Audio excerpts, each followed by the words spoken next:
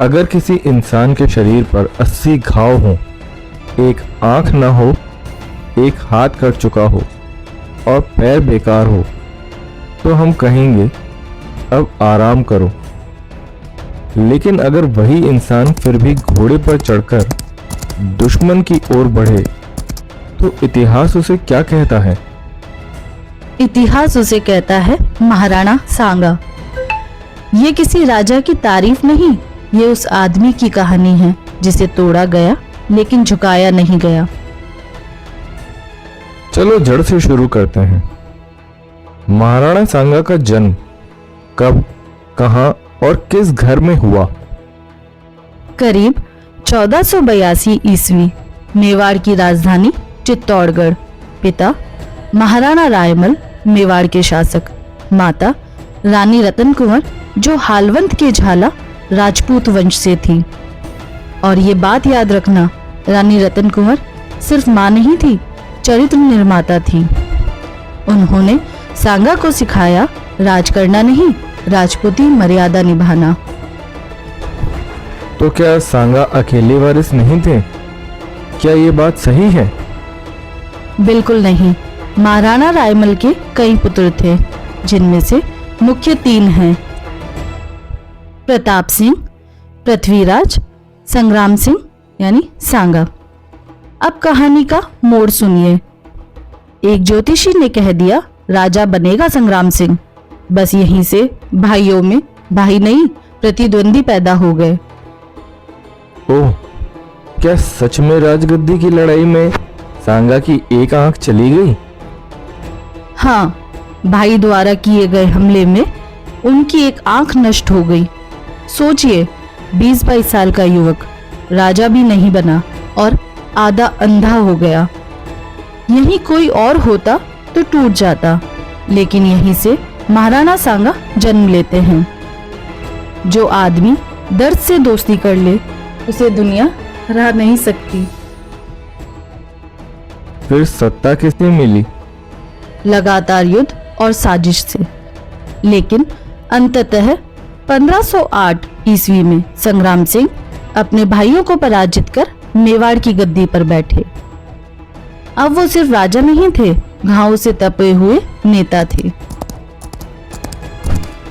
पर राजपूत तो हमेशा से ही बिखरे रहते थे, फिर सांगा ने ऐसा क्या अलग किया? यही उन्हें महान बनाता है।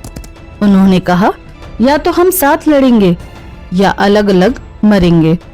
मेवाड़, मारवाड़, आमेर, जैसलमेर, ग्वालियर सब एक ध्वज के नीचे उनकी प्रतिनिधित्व में आ गए। राजा वो नहीं जो राज करे, राजा वो होता है जिसके लिए लोग जान दे। अच्छा, अब जरा उनकी सफलताओं की चर्चा कर लेते हैं।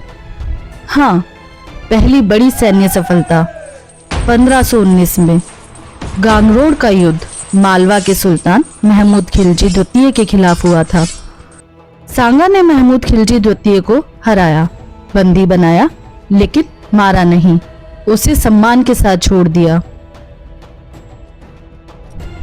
अरे वाह, इसका मतलब राजपूत जीतता है पर अपमान नहीं करता।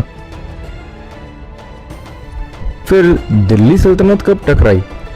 1517 ईस्वी में खातौली का युद्ध हुआ, जहां राणा सांगा ने दिल्ली के सुल्तान इब्राहिम लोदी को हराया, जिससे सांगा की शक्ति बढ़ी और उत्तर भारत में उनको प्रतिष्ठा स्थापित हुई। राणा सांगा ने इब्राहिम लोदी को बंदी बनाकर फिरौती ली और उसे सम्मान सहित छोड़ दिया। लेकिन कीमत सुनो, एक हाथ कट गया, पैर में तीर, जीवन भर की लंगड़ाहट, फिर भी युद्ध जीता गया। उसके बाद क्या हुआ? फिर आया बाबर, जिसने 1526 में पानीपत के युद्ध में इब्राहिम लोदी को मार गिराया। सांगा ने सोचा बाबर लूटकर वापस लौट जाएगा, लेकिन बाबर रुका। यहीं से इतिहास की दिशा बदली। क्या सांगा ने बाबर को हराया?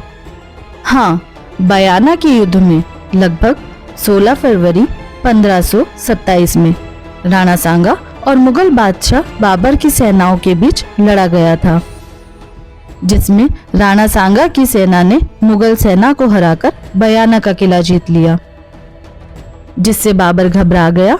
लेकिन फिर आया खानवा का युद्ध 16 मार्च 1527। एक तरफ 1 लाख राजपूत, दूसरी तरफ तोपे बारूद।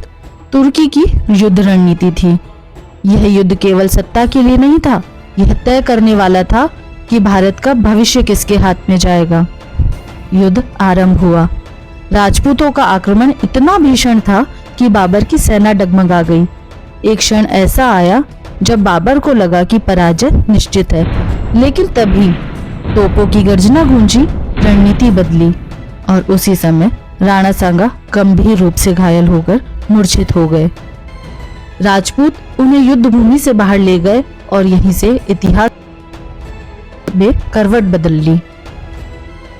तो क्या खानवा के युद्ध में राणा सांगा की पराजय हुई?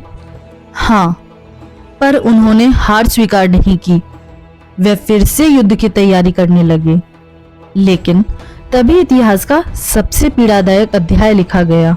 कहा जाता है कि अपने ही सरदारों ने अगले युद्ध के भय से राणा सांगा को विष दे दिया।